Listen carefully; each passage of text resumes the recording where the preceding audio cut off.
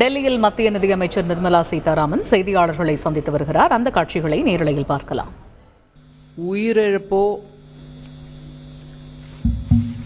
சொத்தோ பொருள் சேதமோ நடந்திருந்திருக்கு. அந்த உயிரிழந்தவர்களோட குடும்பத்துக்கும் பொருள் சேதம் ஏற்பட்டவர்கள் குடும்பத்திற்கும் ஆழ்ந்த இரங்கலை முதல்ல தெரிவிச்சுக்கிறேன். மத்திய அரசு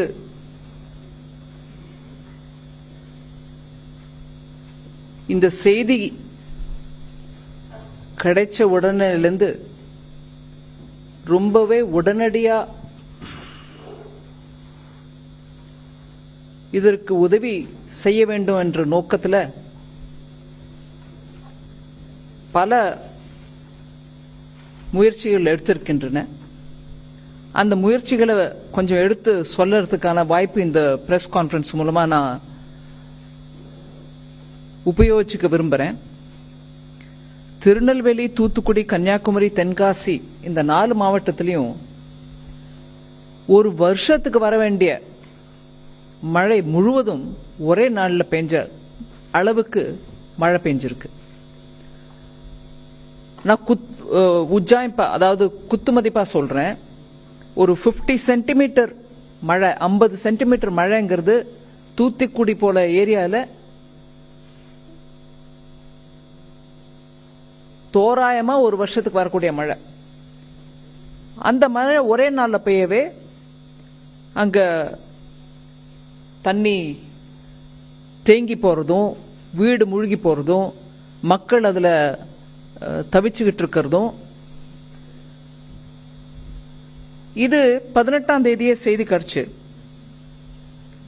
18ஆம் தேதி திங்கட்கிழமை காலையிலே எனக்கு செய்தி அங்கிருந்து சில பேர் போன் பண்ணி, இங்க கட்சிக்காரர்களும் போன் பண்ண பிறகு நான் உடனடியா, அன்னைக்கு பார்லிமெண்ட் இருக்கு, நடந்துட்டு இருக்கு, அன்னைக்கு மத்தியானமே உள்ளாட்சித்துறை அமைச்சர் அமித்ஷா அவர்களை போய் பார்த்து அவர்கிட்ட இந்த 4 மாவட்டங்களுக்கு உடனடியா எந்த விதமான உதவி பண்ண முடியுமோ அதை நம்ம பண்ணணும், நேஷனல் டிசாஸ்டர் ரிலீஃப் ஃபோர்ஸ் அனுப்பி வைங்க அப்படின்னு கேட்டதுக்கு அவரும் உடனடியா அந்த 4 மாவட்டத்துக்கும் தேவையானதை எவ்வளவு அனுப்பணுமோ அதோட இல்லாம அதிகமா இன்னும் கூடுதலா உதவி கூட பண்ண வேணும் அப்படின்னு சொல்லி அன்னைக்கே ஆர்டர் கொடுத்ததை நான் அன்னைக்கு ராத்திரி பார்லிமெண்ட்ல என்னுடைய வேலையெல்லாம் முடிஞ்ச பிறகு வந்து என்னோட ட்விட்டர் அக்கவுண்ட்ல போட்டேன், பதிவு பண்ணினேன்.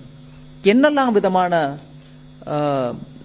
உதவிகள் மத்திய அரசு உடனடியாக கொடுத்திருக்குன்றத நான் அன்னைக்கும் அந்த பிரஸ்ல, அந்த ட்விட்டர் மூலமாவும் போட்டது இருக்கு, ஹோம் மினிஸ்ட்ரி மூலமா அது பிரஸ் ரிலீஸாவும் வந்ததுனால அந்த விவரத்துல நான் இப்போ அதிகபட்சமா பேசல. 18ஆம் தேதியே ராத்திரிக்கு அந்த விவரம் வெளியில வந்துடுச்சு. அதுக்கப்புறம் அங்க போட்ஸும் போயிட்டு இருக்கு, ஹெலிகாப்டர் மூலமாவும் பண்ணிட்டு இருக்காங்க. எவ்வளவு ஹெலிகாப்டர், எவ்வளவு போட் அப்படிங்கறத மாத்திரம் ஒரு 2-3 விவரம் கொடுக்கறேன். ஆனா மொத்தமா சேர்த்து 21ஆம் தேதி டிசம்பர் வரைக்கும் நம்ம கையில இருக்கக்கூடிய செய்தி 42,290 பேர் மீட்கப்பட்டிருக்காங்க. மொத்தமா இதுல எல்லாரும் சேர்த்து மீட்கப்பட்டது. ஸ்டேட் போலீஸ், ஸ்டேட்ல ரிலீஃப் பண்றவங்க, ராணுவ படை மூலமா, கப்பல் படை மூலமா, கோஸ்ட் கார்டு மூலமா, இதெல்லாம் சேர்த்து போட்டு 42,290 பேர் மீட்கப்பட்டிருக்காங்க. ஆனா இப்ப வரைக்கும் நம்மளுக்கு அபிஷியலா தெரிஞ்ச ரெக்கார்ட் பிரகாரம் பாத்தீங்கன்னா 31 பேர் உயிரிழந்திருக்கிறாங்க. மிக வருத்தமான விஷயம். 31 பேர். இத்தனை மீட்பு பணிக்கு உடனடியா மத்திய அரசும் செயல்பட்டு போயிருந்தாலும் 31 பேர் எனக்கு லாஸ்டா கிடைச்ச விஷயம். அதுல நம்பர்ல ஏதாவது இன்னைக்குள்ள வேற விதமா நம்பர் மாறுனா எனக்கு இப்போதைக்கு செய்தி இல்லை. ஆனா டிசம்பர் 21ஆம் தேதி மாலை வரைக்கும் எங்களுக்கு கிடைச்ச விஷயம் என்னன்னா 31 பேர் உயிரிழந்திருக்காங்க. இதுல எல்லா டிபார்ட்மெண்ட்டும், மத்திய அரசை சேர்ந்த எல்லா டிபார்ட்மெண்ட்டும் ஒத்துழைச்சு உடனடியா எல்லாரும் சேர்ந்து அந்த களத்தில் இறங்கினார்கள். அந்த இறங்கினதுனால ஸ்ரீவைகுண்டம் ரயில் நிலையத்தில் 800க்கும் மேற்பட்ட பயணிகள் அங்கேயே அம்பிட்டு தத்தளிச்சுக்கிட்டு இருக்காங்க. அவங்களால இப்போ முன்னும் போக முடியல, பின்னவும் போக முடியல அப்படிங்கிற அந்த நிலைமை இருந்த போது, அந்த ரயில் நிலையத்திலேயே சிக்கி தவித்து கொண்டிருக்கிற அந்த பயணிகளை ரயில்வே சார்பில் சிறப்பு ரயிலும் போதுமான அளவு பேருந்து வசதியும் கொடுத்து அவங்க எல்லாரையும் கூட மீட்கப்பட்டார்கள். அதை தவிர 200 ரயில் சேவைகள் பாதிக்கப்பட்ட அந்த நிலையில கூட ரயில்வே மீதி எல்லா டிபார்ட்மெண்ட்ஸோட சேர்ந்து நல்ல விதமா அங்க சமயத்துல உதவி பண்ணிருக்கிறாங்க. உள்துறை அமைச்சகத்திலேயே இருக்கக்கூடிய கட்டுப்பாட்டு அறைகள் 2 இருக்கின்றன. அந்த 2ம் கூட நிலைமையை 24 மணி நேரமும் மானிட்டர் பண்ணிட்டு இருக்காங்க.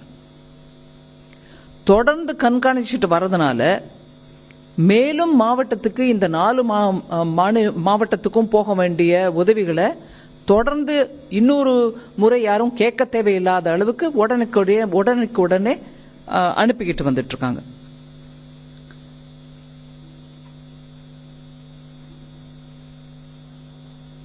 இந்திய விமானப்படை மூலமாக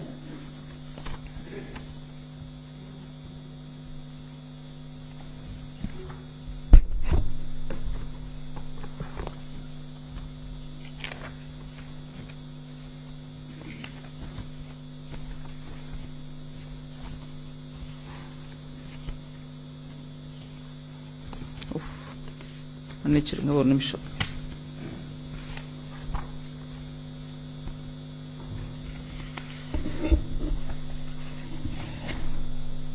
இந்திய விமானப்படை மூலமாக 5 ஹெலிகாப்டரும், அந்த 5 ஹெலிகாப்டரும் கூட 21 டிசம்பர் மாலை வரைக்கும் 70 முறை, அதாவது சார்டிஸ் ஒரு மிஷன், இன்னைக்கு இங்க இந்த பாயிண்ட் இந்த ஸ்டேஷன்ல இருந்து கிளம்பி ஒரு வேலைக்கோசம் போறத ஒரு சார்டின்ற கணக்கு.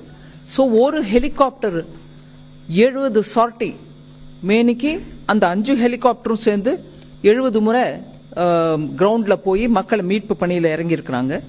அதே போல கடற்படையை சேர்ந்த 6 கடற்படையை சேர்ந்த ஹெலிகாப்டரும், அந்த நம்பர் தான், ஒரே நிமிஷம் சொல்றேங்க, ஒரே நிமிஷம் மன்னிச்சுக்கோங்க.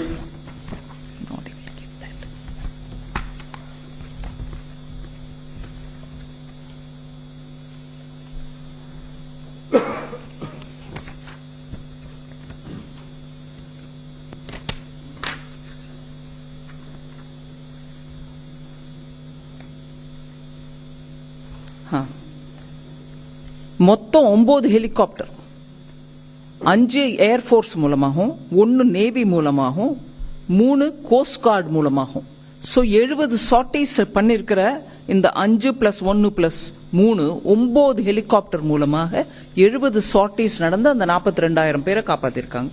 அதுல ஸ்டேட் கவர்மெண்ட் அபிஷியல்ஸ் அவங்க மூலமா ரெஸ்கியூ பண்ணவங்களும் இருக்காங்க. அந்த நம்பரும் அதுல இருக்கு. அதே மாதிரி that's right, I was looking for this.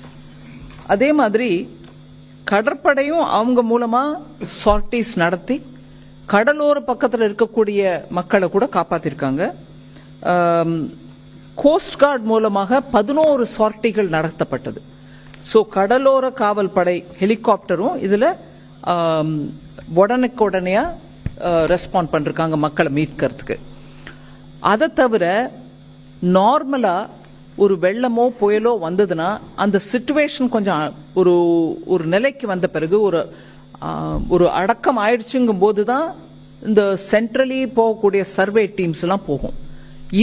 இந்த விஷயத்துல இந்த தென் மாநிலங்கள்ல மாவட்டங்கள்ல நடந்த தென் மாவட்டங்கள் 4 நடந்த வெள்ள சந்தர்ப்பத்துல inter ministerial central team, IMCT அப்படின்வாங்க, inter ministerial central team, central கவர்மெண்டோட டீம், அந்த 19ஆம் தேதி சாயங்காலத்துக்குள்ளமே அவங்களும் டிப்ளாய் ஆயிட்டாங்க.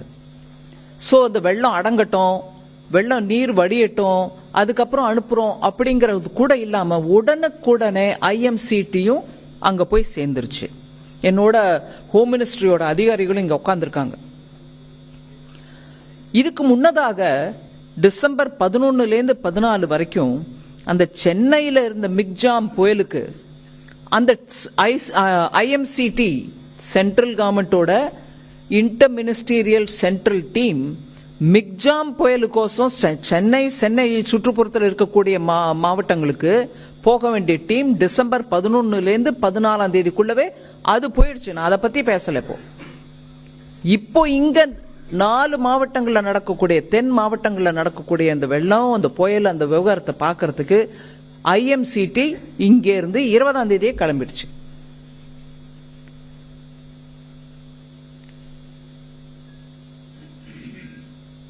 தேசிய பேரிடர் மீட்பு படை, அதாவது NDRF, ராணுவம், விமானப்படை, கடற்படை, கடலோர காவல் படை, கோஸ்ட் கார்டு, இது எல்லாத்தையும் சேர்த்து போட்டு இவங்க மாத்திரம் 5049 பேரை மீட்டு இருக்காங்க.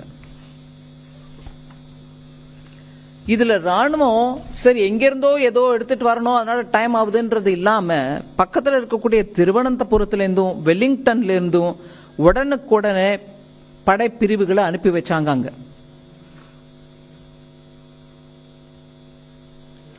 கடற்படையுமே உடனே ஜெமினி படகுகளை மீட்பு பணியில இறக்கியிருக்காங்க. நவீன லகு ரக, அதாவது லைட் ஏர்கிராப்ட்ஸ், ஹெலிகாப்டர்ஸ், நேவி அதையும் எடுத்துட்டு போய் மக்களை மீட்கிறதுக்கு முயற்சிருக்காங்க.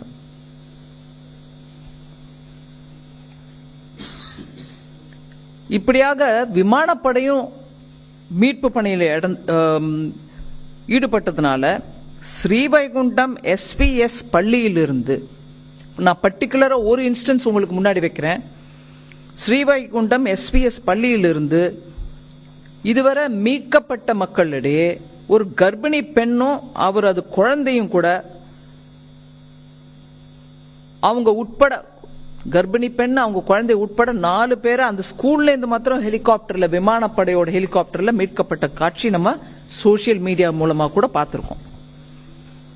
காவல்துறை, கடலோர காவல் பகுதியும் படையும் கூட கோஸ்டல் ஏரியால டிசம்பர் 20 வரைக்கும் அவங்க கணக்கு 711 பேரை அவங்க மாத்திரமே கடலோர ஏரியால இருந்து மீட்டு இருக்காங்க. கோஸ்ட் கார்டு, கடலோர காவல் படை, அவங்க மாத்திரமே அந்த நம்பர் மீட்டிருக்காங்க. இப்படியாக உடனே போய் களத்துல இறங்கினதுனால நிறைய பேரை மீட்க முடிஞ்சிருக்கு.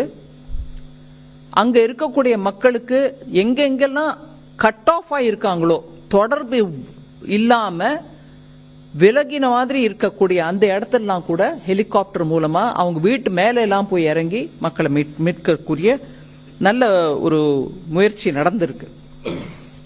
இதுல நான் நேத்திக்கு ராஜ்யசபாலையும் அந்த பதில் சொல்லும் போது அந்த விஷயத்தை எடுத்து சொன்னேன். அதை ஒரு முறை உங்களுக்கு இப்பவும் நான் சொல்ல விரும்புறேன்.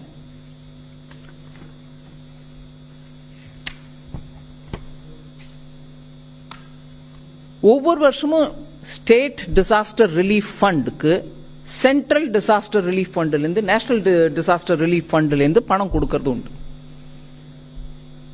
அது மத்திய அரசோட பங்கு சமயத்துக்கு கொடுக்கணும்.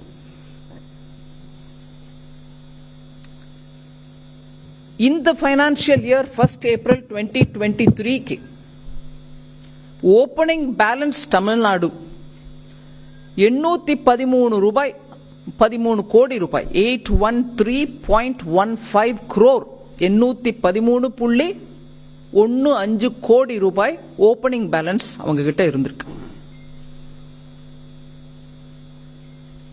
இந்த வருஷத்துக்கான 900 கோடி, 900 crores மத்திய அரசு கொடுக்க வேண்டிய பணத்தை ஃபர்ஸ்ட் இன்ஸ்டால்மெண்டாக 450 கோடி முதல்லயே நாங்க ரிலீஸ் பண்ணிட்டோம். இந்த புயல் வரத்துக்கு முன்னாடியே ரிலீஸ் பண்ணிட்டோம்.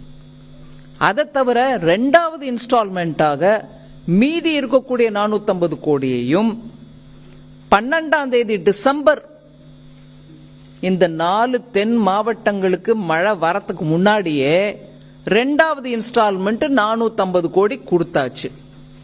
அதாவது மொத்தமா 900 கோடி, 900 crores இந்த வருஷம் கொடுக்க வேண்டியது ஆல்ரெடி ரிலீஸ் பண்ணிட்டோம். 2வது இன்ஸ்டால்மெண்ட் 12ஆம் தேதி டிசம்பருக்கு போயிடுச்சு. இதோட இல்லாம 2-3 விஷயம் நம்ம சொல்ல வேண்டியது ரொம்ப முக்கியம்.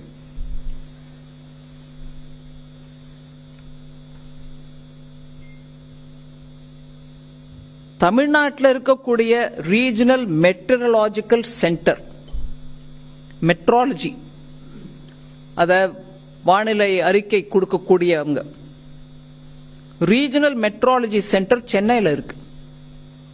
இந்த தென் மாவட்டங்களுக்கு, இந்த 4 தூத்துக்குடி, தென்காசி, திருநெல்வேலி, கன்னியாகுமரியில் வந்திருக்கக்கூடிய மழை வெள்ளத்தை பத்தி மெட்ரலாஜிக்கல் சென்டர் 12ஆம் தேதி டிசம்பரே தகவல் கொடுத்திருக்காங்க. 16, 17ஆம் தேதி வாக்குல தீவிரமான மழை தென் மாவட்டங்கள்ல வருங்கிறத 12ஆம் தேதியே கொடுத்திருக்காங்க. இதுக்கு ஒண்ணுத்துக்கு மாத்திரம் தான் கொடுத்தாங்களா அப்படிங்கிற கேள்வி எழும். அதுக்கு முன்னாடியே நான் சொல்லிடுறேன், இது மோஸ்ட் மாடர்ன் சென்டர். இந்த ரீஜனல் மெட்ரலாஜிக்கல் சென்டர் சென்னையில் எது இருக்கோ அதை பத்தி நான் சொல்றேன். அவங்க 5 நாள் முன்னிலையிலேயே வரக்கூடிய 5 நாள்ல என்ன நடக்க போகுதுன்றத சொல்லிட்டே இருக்காங்க. இன்னைக்கு இல்ல, இப்ப இல்ல, எப்பொழுதும் அவங்க 12 நாள் முன்னாலேயே என்ன வரப்போகுது, அதுக்கு எப்படி நம்ம தயார் பண்ணிக்கலான்றதுக்கு முன்னெச்சரிக்கையாக அவங்க 5 நாளுக்கு முன்னாடியே சொல்றாங்க. அதை தவிர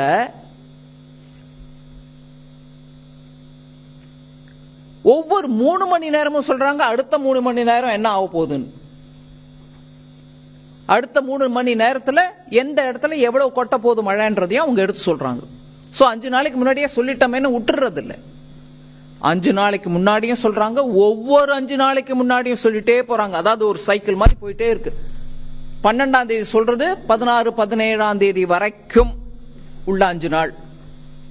13ஆம் தேதி சொல்றது 17, 18ஆம் தேதி வரைக்கும் இருக்கக்கூடிய 5 நாள். அப்படியே அதை ரொட்டேட் போயிட்டே இருக்கு வண்டி. அதை தவிர ஒவ்வொரு 3 மணி நேரமும் அவங்க வார்னிங் கொடுக்கறாங்க, என்ன ஆக போகுது, எங்க மழை கொட்ட போகுது, எப்படி இருக்க போகுதுன்றது ஒரு சின்ன மெசேஜா அதையும் கொடுத்துட்டே போறாங்க. அதனால எங்களுக்கு முன்னெச்சரிக்கை கிடைக்கவில்லை அப்படின்னு சொல்றவங்க தயவு பண்ணி இந்த விஷயத்தை கொஞ்சம் காதார கேட்டுக்கங்க. இது ஒரு நவீனமான, அதிநவீனமான ரீஜனல் மெட்ரலாஜிக்கல் சென்டர்.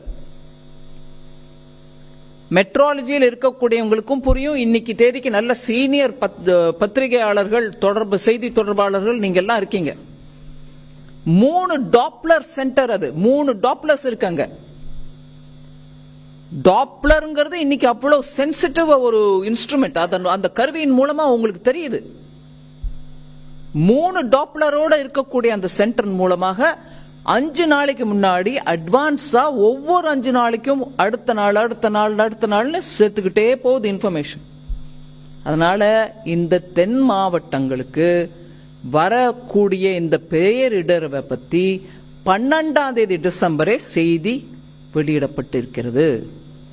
அதனால நான் பிரதமர் ஐயா மோடி அவர்களுக்கும் உள்துறை அமைச்சர் அமித்ஷா அவர்களுக்கும் இதுல நான் பர்சனலா இந்த தடவை இன்வால்வ் ஆனேங்கிறதுனால என்னுடைய அனுபவ ரீதியா நான் சொல்றேன், போய் உட்கார்ந்து இந்த தமிழ்நாட்டில் இந்த 4 மாவட்டங்களில் ஒரு பேரிடர், இவ்வளவு மழை வருது, வருஷத்துக்கு கொட்ட வேண்டிய மழை ஒரே நாள்ல கொட்டுதுங்க. ஒரு நாளைக்கு எத்தனை மணி நேரம், எவ்வளவு நேரம் மழை பெய்யும், எவ்வளவு சென்டிமீட்டர்ல பெய்யுன்றதுலாம் ரொம்ப அக்யூரேட்டா கொடுக்குறாங்க. ஆனா இதுல அந்த மாதிரி எல்லாம் கொடுக்கறது இல்லை அப்படின்ற ஒரு குற்றச்சாட்டை முன் வச்சிருக்கிறாரு. அதுக்கு உங்களுடைய பதில்? அந்த குற்றச்சாட்டு சரியானது இல்ல. ஏன்னா நான் இப்போ உங்களுக்கு விளக்கமா சொன்னேன், 3 டாப்ளர்ஸோட இந்த தென் மாவட்டங்கள்ல வரக்கூடிய இந்த மழையும் இது எக்ஸ்ட்ரீம் ஈவென்ட்னு வாங்க, எக்ஸ்ட்ரீம் வெதர் ஈவென்ட்னு வாங்க. இந்த மாதிரி ஒரு அதி விருஷ்டி அனாவிருஷ்டிங்கிற அந்த முறையில ஒரே ஏகமா மழை பெய்யுது. ஒரு வருஷத்துக்கு பெய்ய வேண்டிய மழை அன்னைக்கு பெய்யுது. இதை இவ்வளவு விவரமா எடுத்து 12ஆம் தேதி சொல்றாங்க. நானும் சொல்றேன் உங்களுக்கு. இல்ல, அவர் எப்படி சொல்றாருன்னா இந்த மாதிரி அதிக கனமழை பெய்யும், மழை பெய்யும் அப்படின்னு தான் சொல்றாங்களே தவிர அக்யூரேட்டா எவ்வளவு நேரம் பெய்யும், எவ்வளவு சென்டிமீட்டர் பெய்யும்ன்ற விவரங்களை அவங்க சொல்றது இல்ல. அதனால முன்னெச்சரிக்கை நடவடிக்கைகளை எடுக்க முடியாது. அதனால வானிலை ஆய்வு மையத்தை இழுத்து மூடணும் அப்படின்ற மாதிரி சொல்றாங்க. அதுக்குதான் இப்போ இல்லங்க, குற்றச்சாட்டு வைக்கலாம், அதுக்கு விவரமும் எடுத்து சொல்லணும். இப்ப சொன்ன கனமழைக்கு எடுத்த ஸ்டெப்ஸ் என்னங்க? நான் அதுக்கு பதிலா கேள்வி கேட்கிறேன். மழையை ஒரு நிமிஷம். நார்மலா பெய்யற மழை இவ்வளவு அக்யூரேட்டா பெய்யும் அப்படி சொல்லியிருந்தா அதுக்கு ஏற்ற மாதிரி முன்னெச்சரிக்கை நடவடிக்கை எடுத்திருப்போம்னு சொல்றாங்க. சரி, நார்மலா பெய்யறத விட ஜாஸ்தியா பெய்யும்ன்றதுக்கு எடுத்த ஏற்பாடு என்ன? அது கூட அங்க இல்லீங்களே. ஏங்க, நான் நீங்க கேட்ட கேள்விக்கு பதிலும் சொல்றேன், அதே தவிர இன்னொன்னு சொல்றேன். நார்மலா மழை வெள்ளம் வரக்கூடிய நிலைமைன்னா கூட அந்த மாவட்டங்கள்ல பொறுப்புள்ள அமைச்சர்களும் பொறுப்புள்ள அதிகாரிகளும் இருந்து மக்களை மீட்டு இருக்கணுமா இல்லையா? எப்ப போனாங்க அங்க மந்திரிகள்? எப்ப போனாங்க? நான் இந்த ஒரு மத்திய அமைச்சரா இருந்துகிட்டு சில விஷயங்கள் நான் பேச விரும்பல, இருந்தாலும் நான் கேட்கிறேன். நேஷனல் டிசாஸ்டர் ரிலீஃப் டீம் போறதுக்கு முன்னாடி தமிழ்நாடு அரசுல இருந்து அங்க யாராவது இருந்தாங்களா? இல்லீங்களே. நார்மல் மழை மாதிரி வரும், சாதாரண வெள்ளம் தான் வரும் அப்படின்னா கூட அப்ப கூட நீங்க இருந்திருக்கலாமே. சோ குற்றம் சொல்றதுக்கு ரொம்ப சுலுவுங்க. ஆனா நான் சயின்டிபிக் விவரத்தோட கொடுக்கிறேன் உங்களுக்கு. இத்தனை பேசுறவங்க தயவு பண்ணி ஒரு அமைச்சர் சொன்னதை வச்சுட்டு நான் பதில் சொல்றேன். 4000 கோடி ரூபாய் செலவழிச்சு அதுல 92% மொத்தம் செலவழிச்சுட்டாங்க. என்ன மழை வந்தாலும் ஒன்னும் ஆகாதுன்னு சென்னையை பத்தி பேசினவரு வெள்ளம் வந்த பிறகு சென்னையில மிச்சாங் வந்த பிறகு என்ன சொல்றாரு? 42% தான் அதுல செலவழிச்சிருக்கோங்க, மீதி நாங்க செலவழிக்கலைங்கிறீங்களா? 4000 கோடி செலவு பண்ணுங்க கொடுத்திருக்கிற பணத்தை, நீங்களே செலவு பண்ணிருக்கோம் சொன்ன பணத்தை எங்க போட்டீங்க? அந்த நம்பர் ஏன் மாறுது? இங்க மெட்ரோலஜிக்கல் சரியா இல்ல. If you are a working professional having 5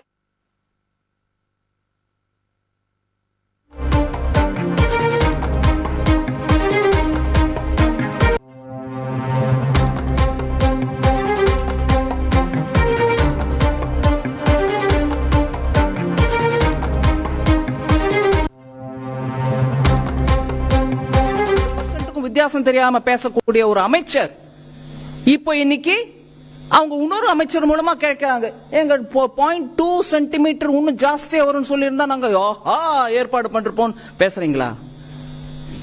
என்ன அநியாயம்!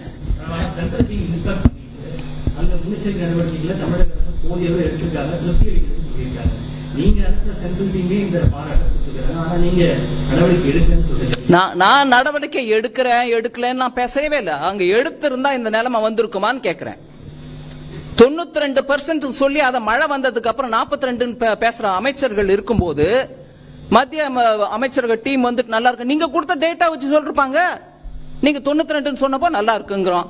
நீங்களே இல்லங்க 92 இல்ல 42 சொன்னீங்கன்னா அதையும் நீங்க கேட்கணுங்க. எங்களை கேளுங்க, நாங்க பதில் கொடுக்கிறோம். அங்க கேளுங்க, 4000 கோடியில 42 தான் செலவழிச்சிருக்கீங்க சென்னையிலன்னா, இன்னும் டாப்ளரை வச்சுட்டு இன்ச் பை இன்ச் மழை கேட்கறீங்களா? என்னது இருக்கிற ஸ்டெப்ஸுக்கு நீங்க என்ன எடுத்தீங்கன்னு கேக்குறேன். நான் 12ஆம் தேதி வார்னிங் கொடுத்தது, எங்களுக்கு சமயத்துல வார்னிங் கொடுக்கறேன்னு சொன்னவங்களே நான் கேக்குறேன். 12ஆம் தேதி 5 நாளைக்கு முன்னாடி கொடுத்த வார்னிங் இல்லைங்கிறீங்களா? அப்ப நீங்க சொல்றீங்களா 12ஆம் தேதி வார்னிங் கொடுக்கலன்னு? Yeah, please go ahead. No, please speak in the microphone, please. Madam. Just one second, we'll come to you. இதே மாதிரி அங்க 2015ல அக்டோபர்லயே சவுத் ஏசியன் கான்ஃபரன்ஸே நடந்தது. இந்த மாதிரி 150 டைம்ஸ் ரெயின் வரும்னு சொல்லிட்டு எக்ஸ்பெக்டேஷன் பண்ணாங்க. ஆனா அப்பவும் இந்த மாதிரி மிஸ் ஆச்சு. ஏன்னா இதுக்கு ஒரு சென்ட்ரலுக்கும் ஸ்டேட்டுக்கும் இந்த மாதிரி சயின்டிஸ்ட் டெக்னிக்கலா டிஸ்கஸ் பண்றாங்க வைக்கிறாங்க. ஆனா அட்மினிஸ்ட்ரேஷனுக்கு ப்ராப்பரா கம்யூனிகேட் பண்றதுக்கு சென்ட்ரலுக்கும் ஸ்டேட்டுக்கும் ஒரு ப்ராப்பர் மெக்கானிசம் இல்லாம ஒவ்வொரு தடவையும் போயிட்டு இருக்கு. அதுக்கு என்ன ஒரு தீர்வு இருக்கு? நல்லா கேக்குறீங்க நீங்க. 2015 நான் போனேங்க அம்பத்தூர்ல, வெள்ளத்துல நடந்து போனேன். உள்ளெல்லாம் போய் பார்த்துட்டு வந்தேன். அந்த எஸ்டேட்ல எப்படி இருக்காங்க, எம்எஸ்எம்இ யூனிட்டுக்கு என்ன நஷ்டம் நடந்திருக்கு, எங்க இருந்து அந்த கால்வாயெல்லாம் மூடப்பட்டிருக்கு, அதிக நீர் ஓடி வரும்போது அது அப்படியே அதோட தடத்துல போய் கடல்ல கலக்க வேண்டிய ரூட்ல எல்லாத்தையும் அடைச்சு அங்க என்னெல்லாமோ கட்டி இருக்கிறதெல்லாம் பார்த்து அவங்க இண்டஸ்ட்ரியல் எஸ்டேட்ல இருந்தவங்களே என்கிட்ட சொன்னாங்க. இதை தவிர நான் இன்னைக்கு சொல்ல வேண்டிய விஷயம் ஒண்ணு சொல்லாம விட்டதுனால அதையும் இப்ப சேர்த்து சொல்றேன் உங்களுக்கு. இன்சூரன்ஸ் கம்பெனிகளை 19ஆம் தேதியே அவங்க சென்னையில போய் உட்காந்து அம்பத்தூர் எஸ்டேட்ல அந்த டெலிகேஷன் நான் கேட்டேன். நான் அனுப்பி வச்சா இன்சூரன்ஸ் கம்பெனிங்க வந்து உட்கார்றதுக்கு இடம் இருக்கா இல்ல வேற எங்கேயாவது உட்காரணுமா? இல்லைங்க, எங்க எஸ்டேட்லயே நாங்க இடம் கொடுக்குறோம், அனுப்பி வைங்க. எல்லா இன்சூரன்ஸ் கம்பெனியும் போயிருக்காங்க, உடனடியாக அவங்களுக்கு நிவாரணம் கையில கொடுங்கன்னு சொல்லி அனுப்பியிருக்கிறோம். சோ மத்திய அரசு பண்ணிக்கிட்டே இருக்கும். ஆனா மாநில அரசு இந்த மாதிரி 4 கேள்வி உங்ககிட்ட பூத்திட்டு எங்களை விட்டு கேட்க சொல்லிட்டே இருப்பாங்க, நாங்க பதில் கொடுத்துட்டே இருப்போம். அவங்க பண்ண வேண்டிய செயல், அம்பத்தூர்ல 2015 வந்த வெள்ளத்துக்கு அப்புறம், அம்பத்தூர்னா தொழில் மையம், அங்க இருக்கக்கூடிய தொழில் படுத்துருச்சுன்னா நம்மளுக்கு வருவாய் தமிழ்நாட்டுக்கு அஃபெக்ட் ஆகுது. 2015 வெள்ளத்துக்கு அப்புறம் என்ன கத்துக்கிட்டீங்க பாடம்? அந்த பாடத்துக்கு ஏற்ப என்ன பண்ணினீங்க? அந்த பாடத்துக்கு ஏற்ப நீங்க பண்ணிருந்தீங்கன்னா இன்னைக்கு வந்த வெள்ளம் அம்பத்தூர்ல தேங்கி இருக்காது. அங்க இருக்கக்கூடிய ஒவ்வொரு இண்டஸ்ட்ரியும் அஃபெக்ட் ஆயிருக்காது. என்ன வந்து பார்த்து டெலிகேஷன் என்ன கேக்குறாங்க, எங்க 2015 இருந்து இந்த அவஸ்தைப்படுறோம். நீங்க கேக்குறீங்க மத்திய அரசும் மாநில அரசும், நாங்க பண்ணிக்கிட்டே தான் இருக்கோம். நான் உங்களுக்கு எடுத்து ஒவ்வொரு விவரமும், நான் என்னோட ஓபனிங் ஸ்டேட்மெண்ட்ல இவ்வளவு விவரம் கொடுக்க வேண்டாம், நான் உங்களுக்கு ஒரு கிறிஸ்பா சொல்லிட்டு இருக்கேன். எடுத்து செயல் என்னங்க தமிழ்நாட்டில்? அம்பத்தூர் இன்னைக்கு மூழ்கி இருக்கு. பணம் மாத்திரம் கொடுக்கிறோம், எவ்வளவுனோ கொடுக்கிறோம், இன்னைக்கும் கொடுக்கிறோம். என்ன நடந்துச்சு அங்க? ஒரு ரயில்வே லைன் கடியில கட்டின பாலத்துல தண்ணி திரும்பி எஸ்டேட்டுக்குள்ளவே வருது. அது மத்திய அரசு பொறுப்பா? அங்க தொழில்துறையில இருக்கிறவங்களை பேளுங்க. Yeah. Please go ahead.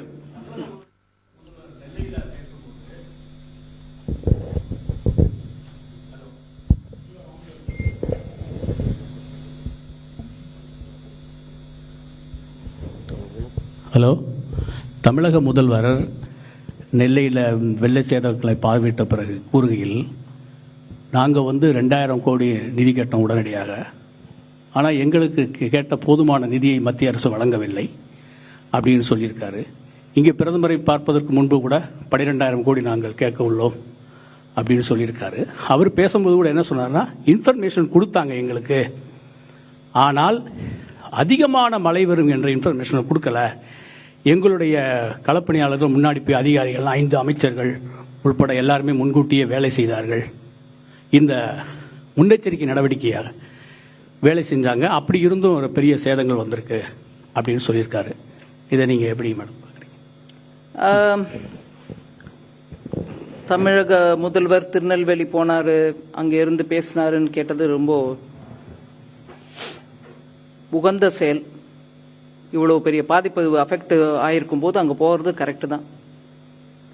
ஆனா 5 நாளைக்கு முன்னாடி 12ஆம் தேதி வார்னிங் கொடுத்தா கூட கொடுக்கல, சென்டிமீட்டர் அளவு எங்களுக்கு விவரம் கொடுத்துருக்கணும், கொடுத்திருந்தா நாங்க அபரிமிதமா பண்ணிருப்போம்னு சொல்றவங்க அதே முதலமைச்சர், மாண்புமிகு முதலமைச்சர்.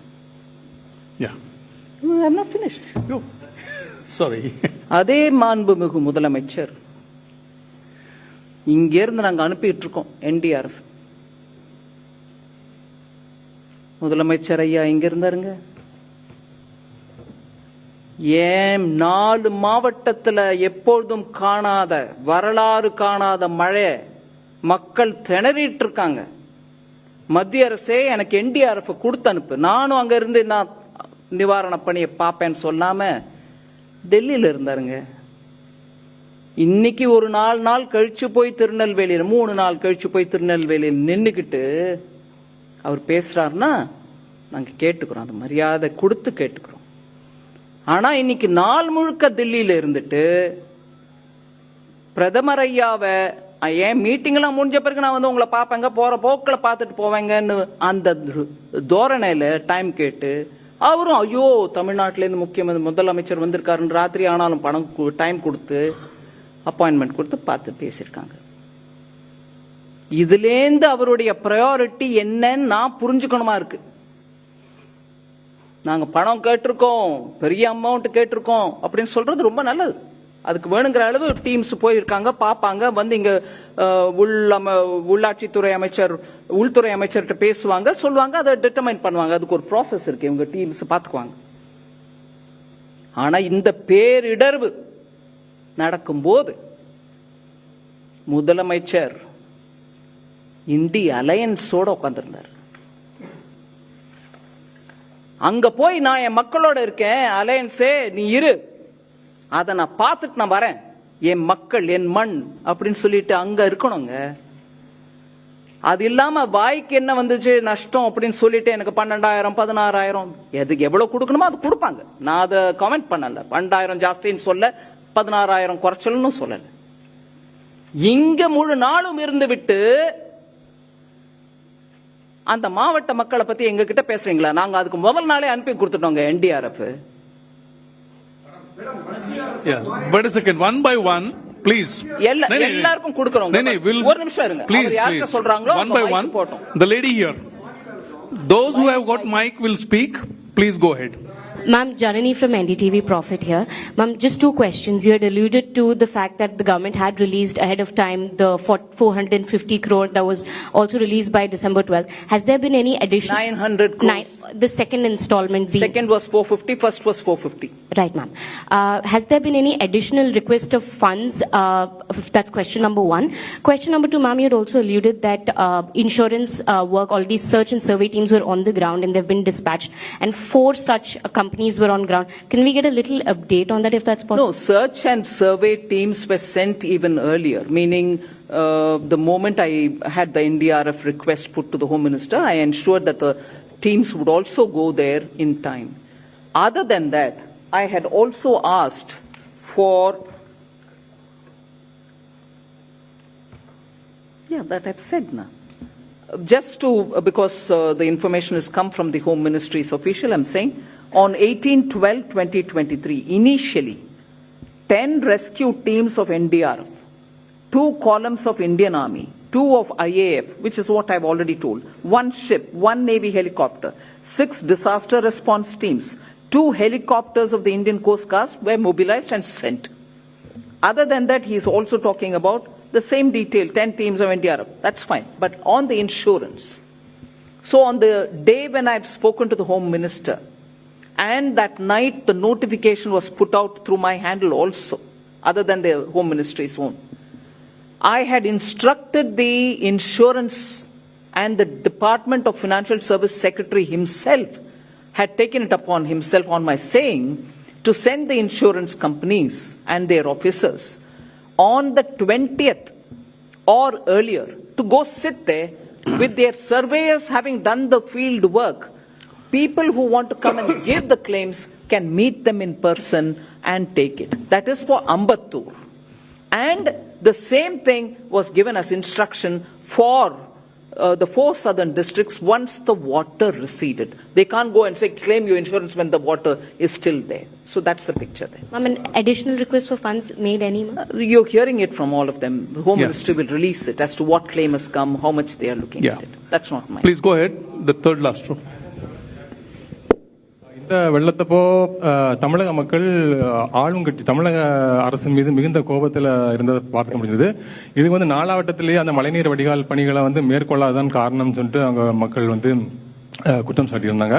உங்களுக்கு கிடைத்த தகவல் அது மட்டும் இல்லாம இந்த இதுக்கு முக்கியமா பொறுப்பேற்று தமிழக முதலமைச்சர் பதவி விலக வேண்டும் என்று நீங்கள் வலியுறுத்திருக்கீங்களா? ரெண்டாவது கொஸ்டின் வந்து மேற்கொண்டு அடுத்த கட்டமாக அடுத்த வருடமும் இது போன்ற பிரச்சனை ஏற்படாமல் மக்களை காப்பதற்கு தமிழக அரசு என்ன நடவடிக்கை எடுக்க வேண்டும் என்று மத்திய அரசாக நீங்க வலியுறுத்துறீங்கன்னு சொல்லுங்க. நான் ரெண்டாவது கேள்விக்கு முதல் பதில் கொடுக்குறாங்க. தமிழக அரசு இந்த எக்ஸ்ட்ரீம் ஈவென்ட்ஸ், வெதர் ஈவென்ட்ஸ், மழை 2015 பார்த்தோம், இப்ப திருப்பி பார்க்கிறோம். அது சென்னை மாத்தம் தானா இல்ல தென் மாவட்டங்களும் தானா? இதெல்லாம் கூட எல்லா சயின்டிபிக் டேட்டாவும் அவைலபிளா இருக்கு. அதுக்கேற்ப அந்த பேசின், சென்னை பேசின் கோசம் நம்ம கொடுத்த பணமும் இருக்கு அவங்க கிட்ட. அதானே இந்த 4,000 கோடி. இதெல்லாம் சரியான விதத்துல சரியான சமயத்துக்குள்ள உபயோகப்படுத்தி இருந்தா இந்த நிலைமை வராது. அத பத்தி சரியான விவரம் கூட கொடுக்கறது இல்லைங்கிறது என்னுடைய குற்றச்சாட்டு. 4,000 கோடி, அதுல நான் இப்பவே உங்களை கேட்கிறேன், 92% செலவாயிடுச்சுன்னு சொன்ன அமைச்சரே, மழை வந்த பிறகு 42% தான் செலவாயிருக்குன்னு சொன்னா எதை நம்புறது மக்கள்? நீங்க 92% செலவழிச்ச பிறகு கூட இப்படி ஆயிருந்தா சொல்லிருக்கலாம். இல்லைங்க, எங்களால கூட எதிர்பார்க்க முடியல, 4,000 கோடி செலவு பண்ண பிறகு சென்னை மூழ்கிடுச்சுங்கன்னு சொன்னீங்கன்னா நான் ஒத்துக்கிறேன். நீங்க செலவே பண்ணல, 42 இப்ப நீங்க கரெக்ட் பண்றீங்க. அது அந்த 42 நிஜம்தானா? கேள்வி கேட்கணுமா இருக்கு. அதனால சென்னை பேசின் டெவலப்மெண்ட்க்கு கொடுத்த பணம் கூட சரியாக உபயோகப்படவில்லையோ அப்படின்னு நான் கேள்வி கேட்கிறேன். உங்க முதல் கேள்விக்கு நான் பதில் கொடுக்க விரும்பல. மேடம், மத்திய அரசும் மாநில அரசும் ரெண்டு பேரும் மாற்றி மாற்றி குறை கூறிக்கிட்டே இருக்காங்க. இதுல இடையில பாதிக்கப்படுறது மக்கள் தான். இதை பற்றி நீங்க என்ன நினைக்கிறீங்க? ரெண்டு பேரும் குறை சொல்லலைங்க. நாங்க குறையே சொல்லல. நாங்க பண்ற வேலையை பண்ணிக்கிட்டே தான் இருக்கோம். நாங்க குறையே சொல்லல. நாங்க பண்றத பண்ணிட்டு இருக்கோம். அதுவும் சமயத்துல பண்றத பண்ணிக்கிட்டு தான் இருக்கோம். மக்களுக்கு இடர் வரக்கூடாதுன்னு பண்ணிட்டு இருக்கோம்.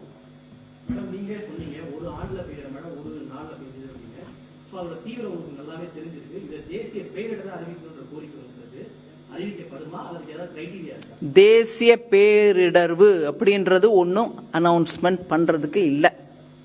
ஏன்னா அந்த இடத்துல நடந்த நிகழ்ச்சி அப்படிப்பட்டது இல்ல, உத்தராகண்ட்ல நடந்ததுதான் அப்படி நாங்க சொல்ல. there is never an announcement. please correct me if I'm wrong. as தேசிய பேரிடர்வு, அதாவது நேஷனல் டிசாஸ்டர்ன்ற அனௌன்ஸ்மெண்ட் மத்திய அரசு அனௌன்ஸே பண்ணல. வேற ஸ்டேட்டுக்கு பண்ணாங்க, தமிழ்நாட்டுக்கு பண்ணல. இல்லைங்க, அந்த சிஸ்டமே இல்லைங்க.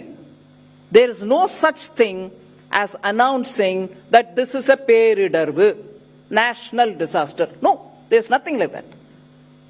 உத்தராகண்டுக்கும் பண்ணல, வேற எந்த ஸ்டேட்டுக்கும் பண்ணல. there is no thing as announcing a state as a national disaster. இல்ல. have you ever announced anything as national disaster till now? will you want to answer him? never. அதனால ஆனா ஸ்டேட் லெவல்ல ஒருவேளை ஸ்டேட் ஒரு டிசாஸ்டர்னு declare பண்ணோன்னு விரும்பினாங்கன்னா அதுக்கு வேணுங்கிற guidelines இவங்க கொடுத்துருக்காங்க. எதெல்லாம் அனௌன்ஸ் பண்ண முடியும்? பெஸ்ட், ஒரேடியா என்னெல்லாமோ ஒரு விதமான பூச்சிகள் பயிரை நஷ்டப்படுத்திருச்சு பெரிய அளவுல அப்படின்னா அதையும் அனௌன்ஸ் பண்ணுங்க. வெள்ளமா அனௌன்ஸ் பண்ணிக்காங்க. அவங்க would you want to explain that you've given guidelines for the states to announce any disaster that they think they want to announce? Do you want to explain that? Yeah. Jindal ji. Yeah,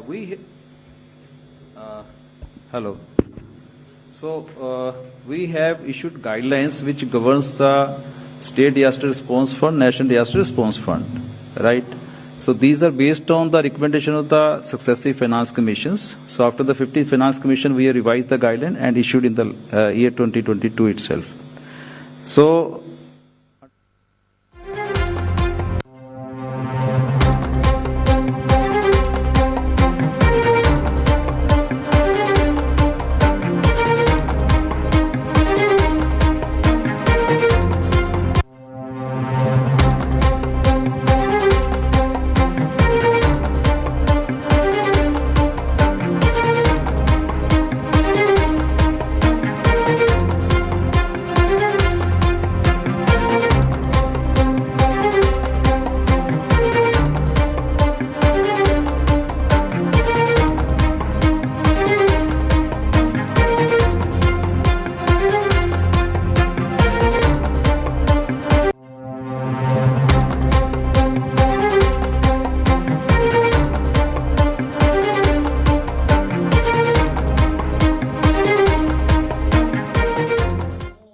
அதிகமா மழையோ இல்ல பயிர் நாசனமோ அப்படின்னு வரிசையா 12 item அவர் படிச்சுட்டார்.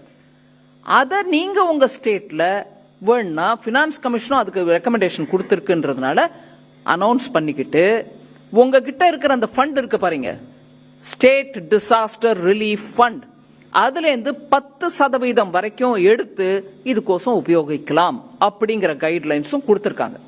அதை தவிர மத்திய அரசு நேஷனல் டிசாஸ்டர் ஏன் அனௌன்ஸ் பண்ணல? இல்லைங்க, அந்த சிஸ்டமே இல்ல. இப்ப வரைக்கும் யாருக்கும் அனௌன்ஸ் பண்ணல.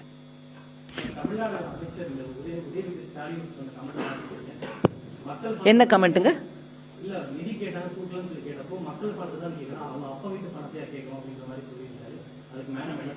அவங்க பாஷை எப்போதும் அப்படிதானுங்க. அந்த சனாதன தர்மம் போது கூட அப்படிதான், நாங்க அழிக்க வரல ஒழிக்கவே வந்திருக்கோம் பேசினாரு இல்லைங்களா? அவரோட பாஷை எப்போதும் அப்படிதான் இருக்கும். One minute. அவங்க அப்பா வீட்டு பணமா அப்படின்னு கேட்கிற மாதிரி எல்லாம் பேசுறவங்க அவங்க அப்பா வீட்டு சோத்தை வச்சுட்டு அவர் இன்னைக்கு பதவி அனுபவிச்சுட்டு இருக்காரா அப்படின்னு சொல்ல முடியுமா? கேட்க முடியுமா? மக்களால தேர்ந்தெடுக்கப்பட்டு வந்திருக்காரு. அவர் கொடுக்க வேண்டிய அந்த மரியாதை நம்ம கொடுக்க தானே கொடுக்கிறோம். இந்த அப்பா வீடு உன் ஆத்தாவா இந்த பேச்செல்லாம் அரசியல் நல்லது இல்லைங்க. அவர் அரசியல் இன்னும் முன்னுக்கு வரணும்னு ஆசைப்படுறாரு இல்லைங்களா? அந்த குடும்பமும் ஆசைப்படுது இல்லைங்களா? பேசுற பாஷை, மொழி, அவங்க தாத்தா எப்பேற்பட்ட தமிழ் அறிஞர், Tamil. Excuse me, who's in a hurry, yaar? Please. Just hold on. Let me finish. He is also your colleague. I'm answering him. அதனால நம்ம நாக்கில் கொஞ்சம் அந்த பதவிக்கு ஏற்ற அளவுக்கு வார்த்தைகள் அளந்து வரணும். இது நான் பொதுப்படையா சொல்றேன். அவர் மேல காழ்ப்பு உணர்வோ ஏதோ வச்சுக்கிட்டு சொல்லல. இதுக்கு முன்னாடி ஒரு உதாரணம் பார்த்தோம், இப்போ இன்னொரு உதாரணம் பார்க்கிறோம்.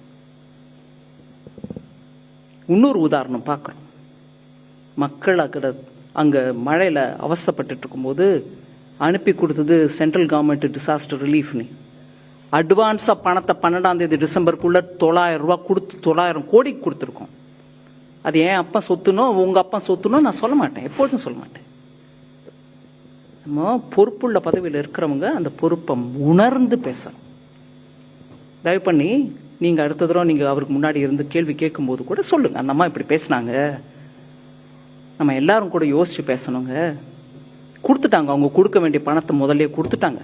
இந்த டீம் வந்து பார்த்துட்டு போன பிறகு நீங்களும் அதுக்கு கலந்து ஆலோசனை பண்ணி உங்களுக்கு சொல்ல வேண்டியதெல்லாம் சொன்ன பிறகு அவங்க போய் ப்ரொசீஜரலி என்ன பண்ணுவாங்க.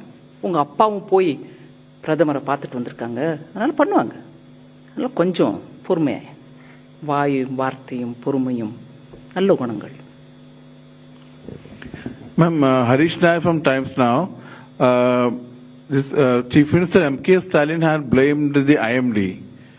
He had said that IMD warning was a bit late, rainfall was higher than forecast. So, your reaction? No, I've reacted to that. I will repeat it for you because I said that in Tamil. Now I'll say it in English. Even on the 12th, first of all, about that center. It's a state-of-the-art meteorological center located in Chennai. It has 3 Dopplers with which they detect weather forecasts they do are based on that. And the forecasts are normally done on a dynamic way every 5 days in advance. Meaning, every day there's some forecast. But it warns you for something which will happen 5 days in advance. So for this event of the 4 districts in South, the alert was given even on the 12th. So, either the officials have not briefed on.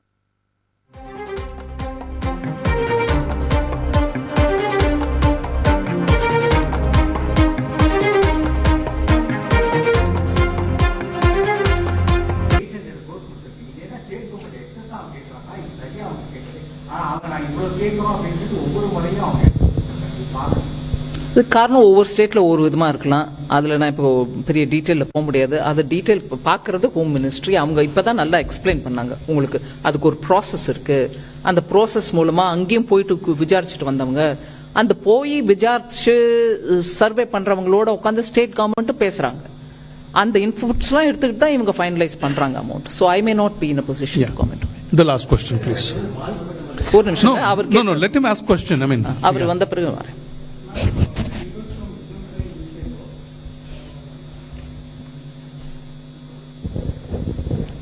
Business Line newspaper. This is Srivat's ma'am.